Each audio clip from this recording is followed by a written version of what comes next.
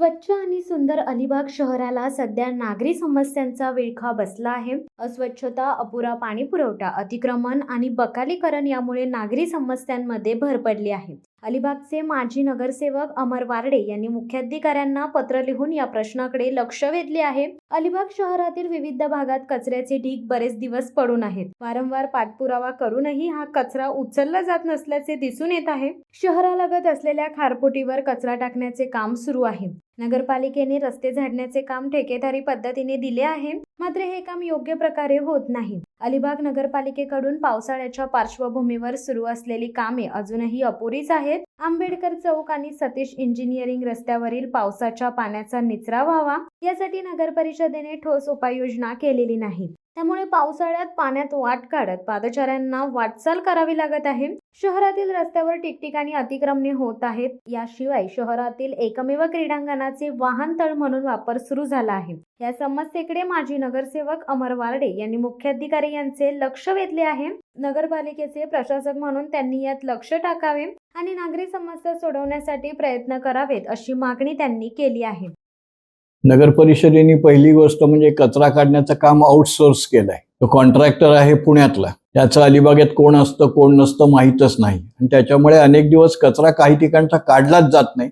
उचलला जाणं हा तर खूप पुढची गोष्ट आहे. मी स्वतः जिथे राहतो माझ्या घरासमोरचा कचरा 15 दिवस उचलला जात नाही. शेवटी नगरपालिकेतल्या एखाद्या नगरसेवकाला आधीच्या सांगावं लागतं, अरे बाबा बघ. एकदा तर मी मुख्याधिकाऱ्यांना पण फोन करून सांगितलं होतं की कचरा उचलून आणून मी नगरपालिकेच्या दारात टाकेन, नाही तर मी त्या कचऱ्याला तिथेच आग लावेन. पण आग लावणं हे आता कायद्याच्या विरोधातलं आहे. म्हणजे मी माझ्या घरासमोरचा कचरा की जो लोकांनी आणून टाकलेला आहे, ज्याच्यामध्ये माझा स्वतःच्या कंपाऊंडातला कचरा नाहीच, आणि तो जाळला तर माझ्या विरुद्ध नगरपालिका गुन्हा दाखल करेल. बरं, अलिबाग नगरपालिकेत सॅनिटरी इन्स्पेक्टर नाही, ती पोस्ट रिकामी आहे.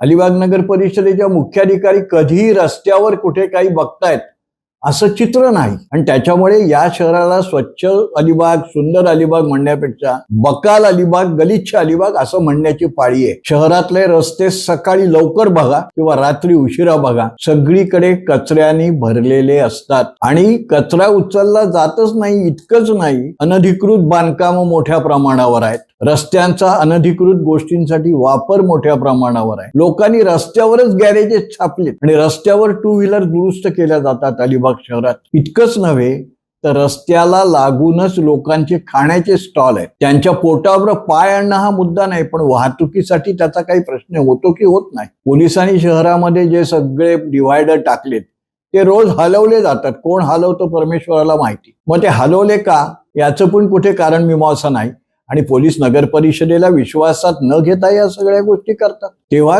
अत्यंत घाणेरडं शहर हे झालेलं आहे. अलिबाग नगर परिषदेच्या हद्दीत रेवदंड्याकडून यायचा जो रस्ता आहे त्या रस्त्याला एवढा कचरा आहे आणि तो सगळा कचरा नगरपालिकेचे लोक किंवा दुसरं कोणीतरी मॅनग्रोव्हवर ढकलतं. ही नियमित प्रॅक्टिस आहे. आजच घडतंय असं नाही. आता पाऊस जर मोठा झाला तर तो कचरा आपोआप पावसाच्या पाण्याने मॅनग्रोव्ह वरती जाईल. फॉरेस्ट डिपार्टमेंट पण त्याच्या बाबतीत कारवाई करत नाही आणि दिलेल्या पत्राला उत्तर देणं किंवा त्याच्याबाबत कारवाई करणं याच्यापासून नगरपालिका शतयोजने दूर आहे. मुख्याधिकारी त्यांना आपण फोन करून काही सांगितलं तर त्या फक्त आर्ग्युमेंट करतात, कृती नाही करत. म्हणजे आपल्या तक्रारीच्या संदर्भातला आर्ग्युमेंट करणं हा त्यांचा आवडता छंद आहे. कृती करणं हा त्यांचा छंदच नाही, किंवा त्यांच्या लेखी पण नाहीये की बाबा ही आपली जबाबदारी आहे. तेव्हा निर्णायकी अवस्थेत हे शहर आहे. टुरिस्ट येत आहेत, पण त्यांना अलिबागचं जर दर्शन होत असेल एसटी स्टँडच्या परिसरातलं किंवा कॅटमरांनी उतरल्यानंतर, तर ते म्हणतील आपण एखाद्या मुंबईतल्या कुठल्या तरी भंगारच्या गल्लीत गेलेले आहोत. अशी चित्र, अशी परिस्थिती या शहराची आहे. नुसते बोर्ड लावून सुंदर अलिबाग, स्वच्छ अलिबाग, शहर स्वच्छ नसतं, तो दिखावा असतो आणि तो दिखावा करण्यात अलिबाग नगरपालिका खूप एक्सपर्ट आहे. शिवसत्ता टाइम्ससाठी धनंजय कवटेकर, अलिबाग. दे धडक बेधडक वृत्त देणाऱ्या आपल्या शिवसत्ता टाइम्स न्यूज चॅनलला लाल बटन दाबून सबस्क्राईब करा आणि बेल आयकॉनला क्लिक करायला विसरू नका.